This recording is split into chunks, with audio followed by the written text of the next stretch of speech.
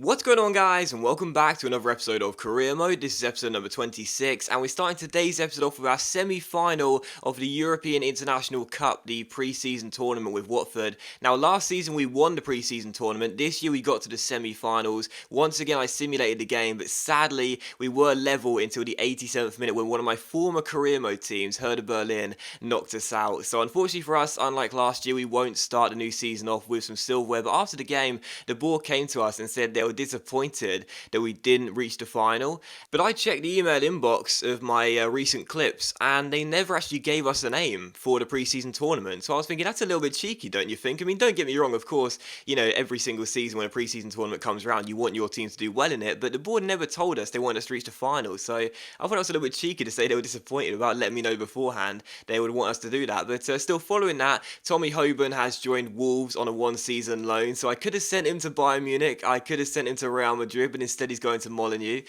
which is fine because that's more realistic, I suppose, and also some player training as well. And following that, Swansea came back to us regarding a bid we put in for one of their players in the last episode. I put in a £10 million offer for the 24-year-old John Joe Shelby, 79 overall central midfielder. We offer him a contract, a 5-year deal on 50 grand a week, and we'll wait and see what he says. And also, Derby came to us regarding Will Hughes and accepted a £2 million plus Bearami bid. So we put in a bid for the young midfielder, and we shall wait and see what they say.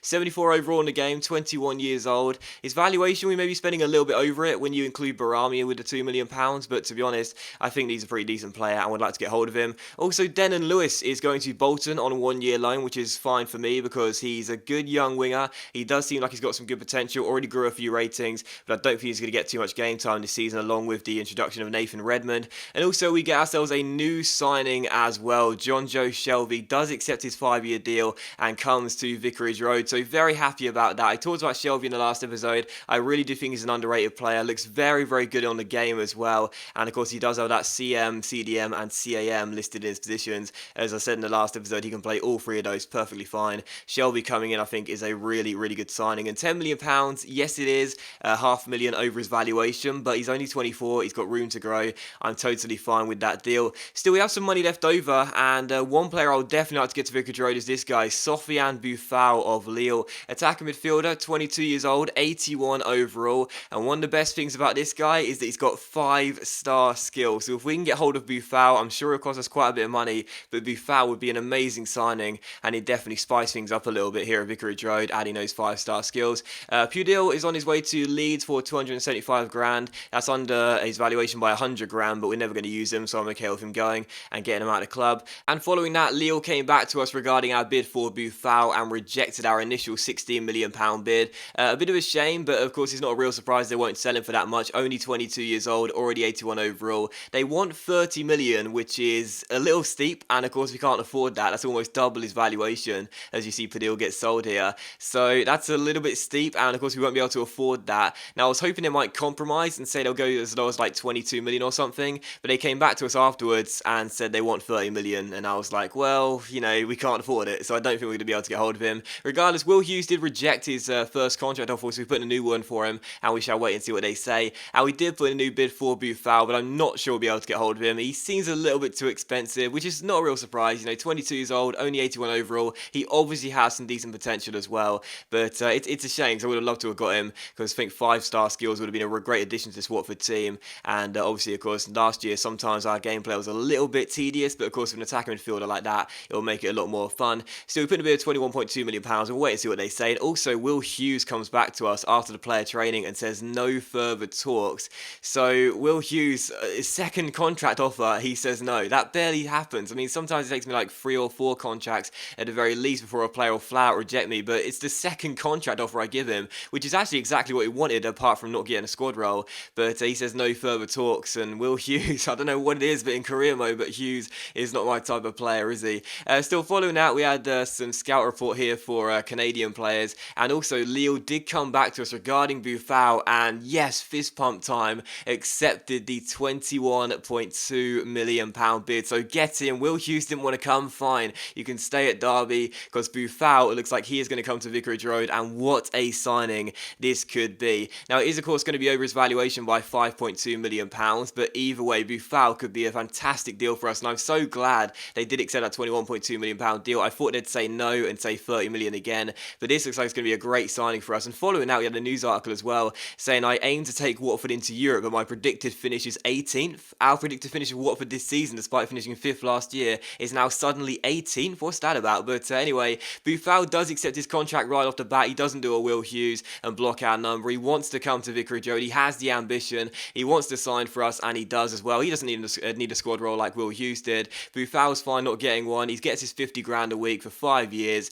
and I'm very happy with that deal. I really am. I wanted to make a really good signing this year. I didn't think we need to make a big loads of signings this year, transition the side completely, sell loads of players and sign loads of players, but I wanted to make one really good signing for the first team. I thought Shelby was going to do that, but now we've got someone even better. Buffal comes in, and look at that, 5-star skills, 4-star weak foot, can play right mid and left mid as well. Only 22 years old. I am so excited for this season. Now Buffal is in as well. I'm very happy with that signing. It's the new record signing of Watford by quite a few £1 million. The last one would have been John Joe Shelby.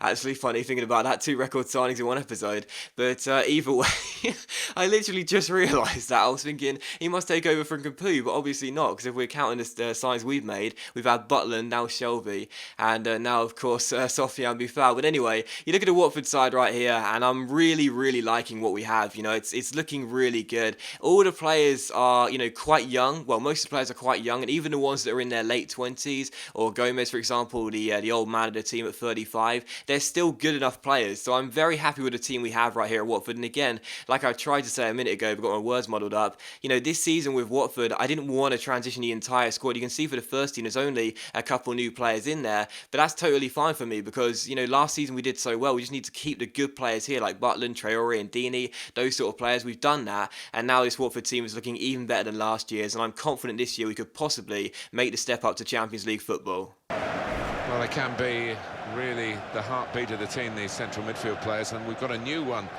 making his debut today. What do you make of it, Alan? Well, I'm impressed by the signing. I think he'll give them a bit more composure in the middle of the park. He can get up and down, and there's a good pass for the ball. If we're looking for energy in midfield, which I think the manager is, from what we've been talking to him about, and a new signing today with that in mind, I guess. Yeah, I thought they'd looked a bit short, a bit flat actually in midfield previously, and he's a creative player as well. And as we come into our first Premier League game of the new season here, we take on Hull City for the Premier League opener at Vicarage Road. And coming into the game, pre-game, Martin Tyler and Alan Smith discussed our new signings, Shelby and Buffal. Thought it was kind of interesting, that one, but they actually sort of got it mixed up. I would have said about Buffal what Alan Smith said about Shelby, and I would have said about Shelby what Alan Smith said about Buffal. I thought that was kind of interesting, really, but still, coming into the game, the first Premier League game of the new season, well, what a perfect start it could be, because just 5 minutes in, Buffal making his debut, gets tripped up there, and the referee gives a penalty. So what a fantastic start this could be. We're just 6 minutes into the game. Troy Deeney is standing up to take the penalty. He got 18 Premier League goals last season, and he's already got 1 this season as well. The goalkeeper does dive the right way, but he smashes it over him into the top corner, and Troy Deeney already has his 2nd season account up and running. So good penalty by Troy Deeney. He scored a few penalties last season, 2 in 1 game actually against Newcastle. He was a decent striker for us, and of course Austin is a new signing for us this season, but he is on the bench right now.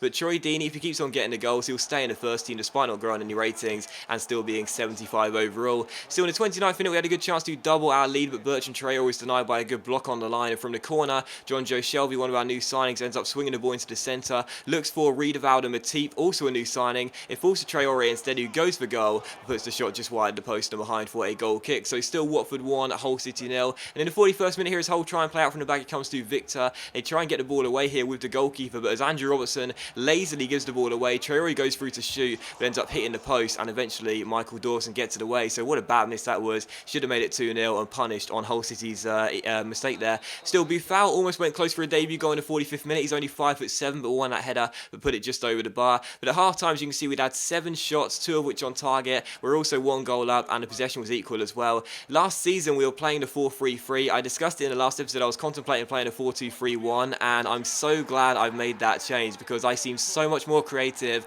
and I think I'm going to score a lot better goals than last year as well, and that includes this one. What a lovely goal this was. Buffon won the penalty for the first goal, he gets the assist for the second goal, and Ruben Loftus-Cheek, who scored 9 goals in the Premier League season, now has his account up and running for this season as well, and that was just, I mean, that assist by Buffon right there was just absolutely glorious. Yes, the finish by Loftus-Cheek is, you know, easy I suppose, as he finesses the ball into the corner, but that assist from Buffon, those skill moves right there, into the fake Rabona, and a great free ball as well. I mean, what can I say? He's our new record signing, and I think he's going to be worth every single penny. So Loftus-Cheek makes it 2-0, and that's how the game would finish as well. Coincidentally, last season's opener, the 2-1 victory against Everton, we had the same goal scorers, first Troy Deeney and then Loftus-Cheek. Happens here for this opener as well, and once again, like the Everton game, we win on the opening day of the Barclays Premier League season and keep a clean sheet as well. The new man Buffon looked absolutely fantastic too, so was Matip at the back and Shelby as well. The future is very bright here for Watford. We're targeting Champions League football come the end of the season. Ambitious, yes, but with performances like these and the players coming in as well, I'm sure we could do that. But thanks very much for watching the video, guys. I really hope you have enjoyed it. If you have enjoyed today's episode of Career Mode, then please do leave a like, and I'll see you for the next episode very soon.